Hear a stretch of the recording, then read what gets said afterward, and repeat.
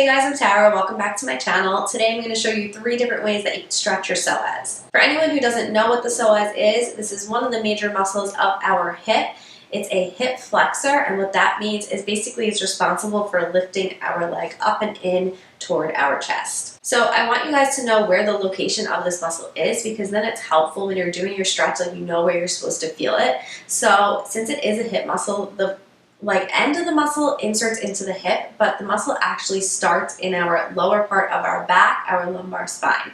So where the muscle is actually, if you think about where your belly button is, and then you have this like pointy part of your hip in your pelvis, if you kind of make a diagonal from them, the muscle belly, or the main part of the muscle, is in between that area.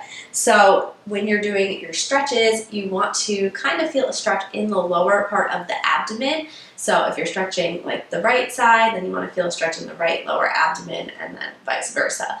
But just to note, we do have another muscle in our body that does the same thing as the psoas, so it also flexes your hip, and this muscle does run down the quad. So if you feel some stretching in the quad with these stretches, that's why. So this muscle is commonly tight in people dealing with low back issues. It could also be tight and weak, but today we're kind of focusing more on the stretching aspect of it.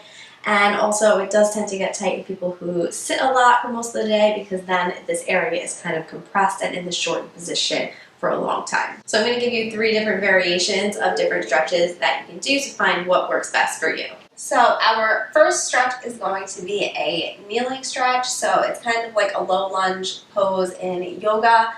This stretch is really great for the psoas. It's probably my favorite one. It really gets into that muscle, but some people, might not like it, or it might not be comfortable for some people. So I will give you other options after. So I do suggest rolling up or folding up a towel to place that under your knee on the ground. That just might be more comfortable for you if you're on a hard surface. So basically you're going to place that towel on the ground, put one knee on the towel, and then the other leg is going to step out in front. So you're going to make sure that your ankle is directly under your knee, so your foot isn't like too far back and you're leaning this way, and it's not too far out in front. Okay, so you want to have good alignment. So from here, you can start to lean forward to stretch. So basically we're stretching the back leg. So the back leg is the one that's stretching the psoas. And you're going to lean forward a little bit, but go only as far as you can while dropping the pelvis down. Okay, so if you start to lean forward and your back's really arching, then you're probably really not getting into the psoas anymore. So you only want to lean forward as far as you can while keeping the tailbone dropped down. Okay, so you're not going to go very far.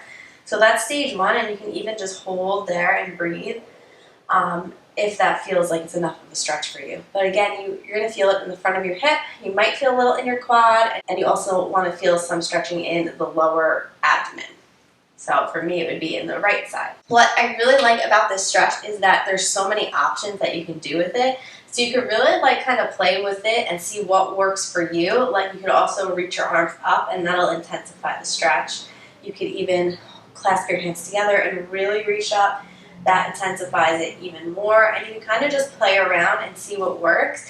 Like, there's no, I guess there are set rules telling you that you're not allowed to arch your back and that you have to keep your tailbone up, but you know what I mean. It's really what feels good for your body and what's really giving you the best stretch. Another thing that sometimes I like to do is, even if I'm reaching up, still keeping the tailbone dropped back. I don't want to be arching the low back too much, and just leaning back slightly. That'll intensify the stretch a little bit more as well. So there's really a lot of variation that you can do with this. So the second option is going to be similar to the first option, the low lunge, but basically it's like the standing version of it. So if you're having difficulty kneeling, this option might be better for you. Basically, you're going to be standing on a wall, and it's like a runner's lunge, so it's kind of like a calf stretch if you've ever stretched your calf this way, but we're going to focus more on the pelvis. So you're in a split stance, so you have one leg out in front of you. Your front leg is going to bend, so your knee on the front leg is going to bend, and your back leg stays straight, and your toes are pointing forward toward the wall in front of you. What you're going to do is you're basically going to bend that front knee, okay? And you might feel this in your calf because, again, like I said, it is going to be stretching your calf. But what you want to focus on is dropping the tailbone down. So you're tucking your pelvis underneath you, and that'll stretch the psoas on the back leg. Okay, the last option I'm going to show you sitting here or laying here on my couch. My couch is not that high. It would be better if you had something higher, or you could do this in your bed if it's a little bit higher. But basically, you're going to be laying on your back. So you're going to be pretty close to the edge, and you're basically going to let the leg that's closer to the edge kind of fall off, and then the other knee is going to be bent. If you're too far away, then your leg starts to kind of get torqued. So the side that's stretching is the side that the leg is hanging off. And you're really just trying to kind of let it like hang and relax, okay? You're not trying to let, like you don't want to be holding it up in the air. You really just want to let it go, okay? So if the bed was high, this leg would just kind of be like hanging out, and you can kind of just let it hang, and that'll kind of stretch through the psoas. If that feels like that's not enough of a stretch for you, you can bring the other leg in toward your chest and hold it here, and that'll increase the stretch, okay? But what you really want to do is kind of just let, this leg is just like kind of like, it's basically hanging out and relaxing. Like I said, my couch is kind of too, it's too low for me to do that. But actually, if I tuck my foot underneath me with my knee bent and do it this way, I still get a pretty good hip flexor stretch in there. But if you're really trying to isolate the psoas, because here I'm getting, like I get a little more into my quad when I do it this way, then you want to just let the leg hang.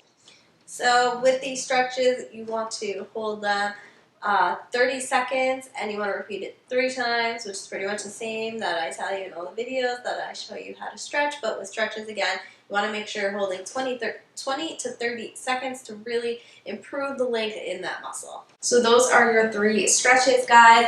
If you are someone who is sitting for a lot of the day, I highly recommend you check out my 5-day program designed to reverse the effects of sitting. So basically, we stretch muscles that get tight with sitting and strengthen muscles that tend to get weak with sitting. It's totally free, and I will put that link in the description down below. But thank you for watching, guys. If you're not already subscribed to my channel, please hit that subscribe button right below me, and I'll see you guys in my next video. Bye, guys.